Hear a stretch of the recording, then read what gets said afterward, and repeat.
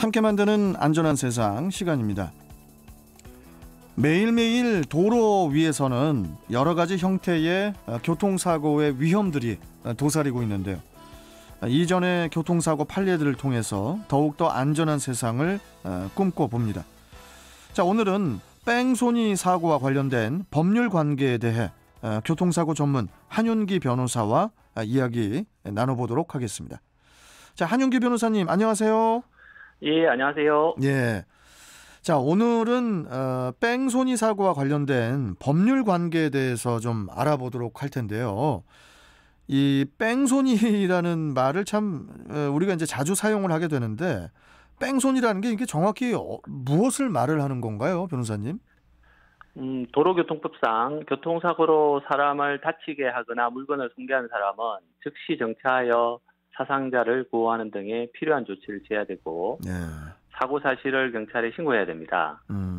다만 사람이 다치지 않고 물건만 손괴되었는데 도로에서의 위험 방지와 원활한 소통을 위해서 필요한 조치를 한 경우에는 신고 의무는 면제되겠습니다.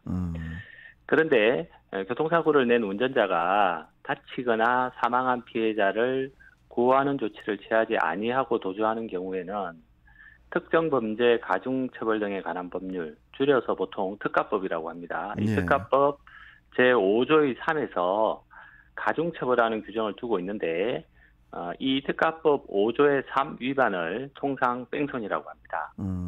결국 교통사고를 낸 운전자가 다치거나 사망한 피해자를 구호하는 조치를 취하지 아니하고 도주하는 경우 뺑소니가 되는데, 그 법정형이 사망 뺑소니의 경우는 무기 또는 5년 이상의 징역, 상해 뺑소니의 경우는 1년 이상의 유기징역 또는 500만 원 이상 3천만 원 이하의 벌금형으로 처벌이 매우 무겁습니다. 그렇군요. 그런데요, 한 변호사님, 예. 피해자가 얼마나 다쳐야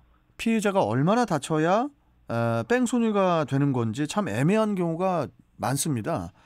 어떤 보도에 따르면은 전치 2주 정도의 되게 좀 경한 그런 그 피해를 입은 경우는 뺑소니가 되지 않는다, 뭐 이렇게 이야기하는 곳이 있고, 또 어떤 보도를 보면은 전치 2주의 경우에도 뺑소니가 된다, 이런 경우도 있거든요.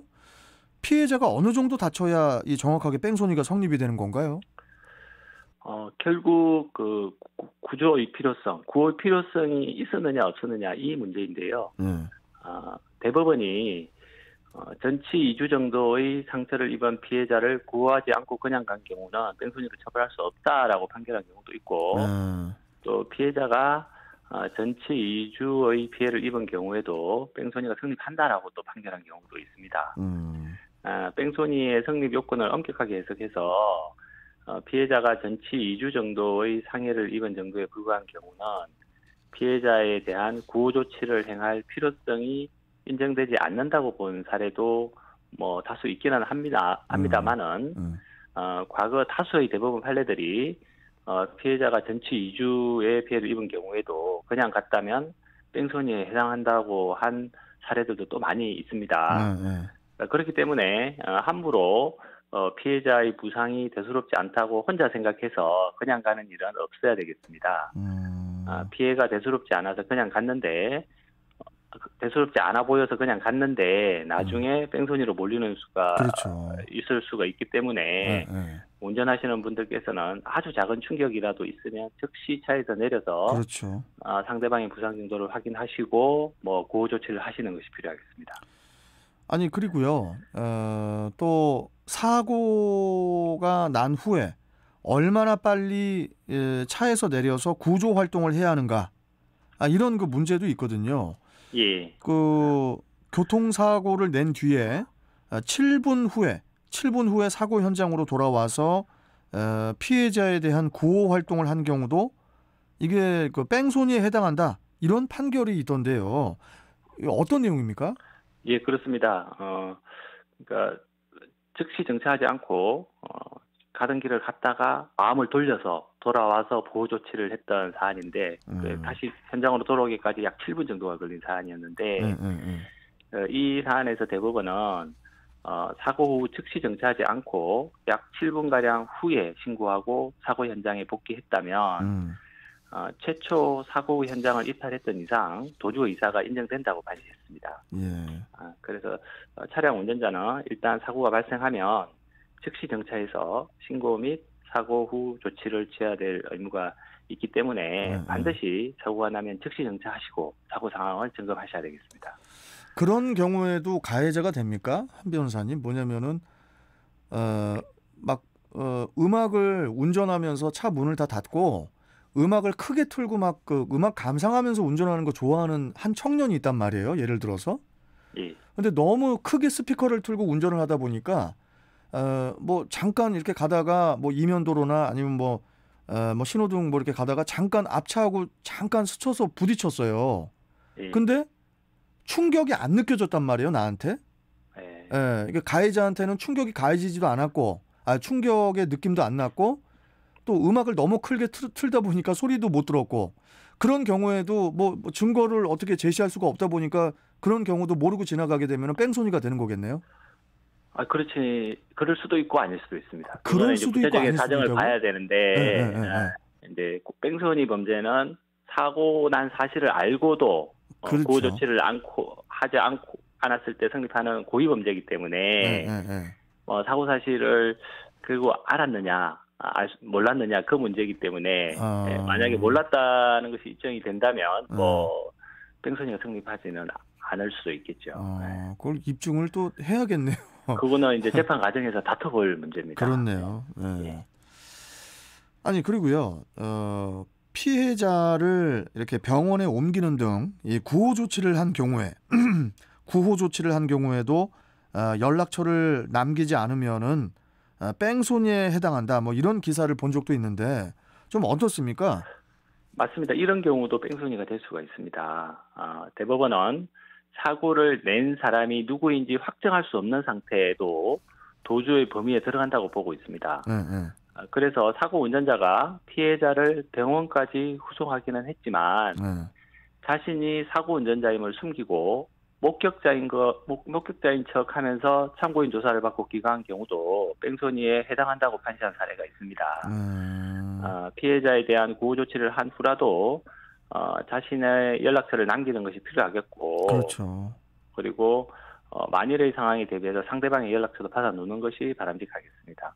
그리고 나중에 뭐 연락처를 남겼는지, 자신의 신원을 밝혔는지 이런 문제가 또 시비거리가 될 수 있으므로 핸드폰으로 연락처를 직접 주고받는 것이 또 안전할 수도 있겠습니다. 그러니까 이게 속칭 그 시사 용어로 너무 그 머리 굴리면 안 돼요. 뭐냐면은 자신이 사고 운전자임을 숨기고 목격자인 척하면서 참고인 조사를 받고 귀가했다. 이러니 당연히 걸리죠. 벌 받는 거거든요. 그렇게 되면 정확하게 자기가 실수한 부분에 대해서 오픈을 하면서 조사를 받아야지. 이러니까 뭐 당연히 또 뺑소니에 해당한다. 이런 또 판례가 남는 거 아니겠습니까? 자, 그리고요. 한 변호사님. 반대로 사고 후에 명함만 남기고 다친 피해자를 그냥 두고 가는 경우도 있을 텐데 이런 경우는 어떻게 되는 거예요?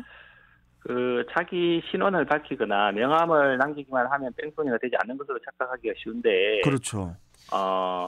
명함을 남기는 등으로 자신의 신분을 밝혔다 하더라도 사상자에 대한 구호 조치를 하지 않은 채 자리를 뜨면 뺑소니에 해당될 수 있습니다. 구호 조치. 예, 실제로 피해자에게 자신의 신원을 확인할 수 있는 자료를 주고 피해자를 위해서 119 구급대에 신고를 했다 하더라도 구급차가 도착하기 전에 현장을 떠났다면 뺑소니로 처벌해야 된다는 대법원 판결이 있습니다. 그래요? 예, 그리고 보통 이런 경우가 이제 언제 주로 발생하냐면 이제 야간에 뭐 음주운전을 하다가 사고를 내고 음주운전한 사실이 발각될까봐 명함만 주고 재빨리 자리를 뜨거나 그냥 가거나 하는 경우가 있습니다. 그런데 음주운전보다 뺑소니의 처벌이 훨씬 무겁습니다. 그렇기 때문에 절대 이런 일은 없어야 되겠습니다. 참 마지막 질문인데요, 한영기 변호사님. 뺑소니와 관련해서 우리 청취자분들께 당부하실 말씀 있으시면 좀 한 말씀 해주시죠.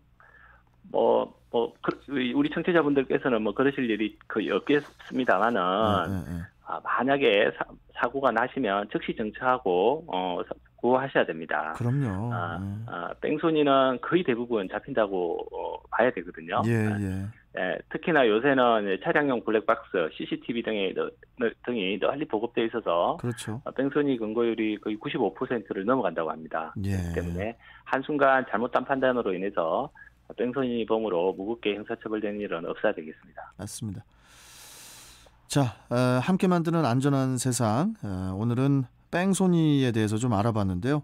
일단 사고가 나면은 우리 한 변호사님 말씀해 주셨지만은 가벼운 사고라 하더라도 즉시 차에서 내려서 하차를 해서 사고 상황을 살피고 또 피해자의 그 피해 정도를 살핀 후에 연락처를 그 다음에 이제 주고받는 것이 뺑소니로 몰리는 것을 방지를 할 수 있는 길이다. 이렇게 좀 말씀을 드릴 수 있겠습니다. 자, 한 변호사님 오늘 말씀 잘 들었고요. 또 다음 시간에 또 뵙도록 하겠습니다. 고맙습니다. 예, 감사합니다. 네. 자, 교통사고 전문 한윤기 변호사와 함께 했습니다. 자, 이제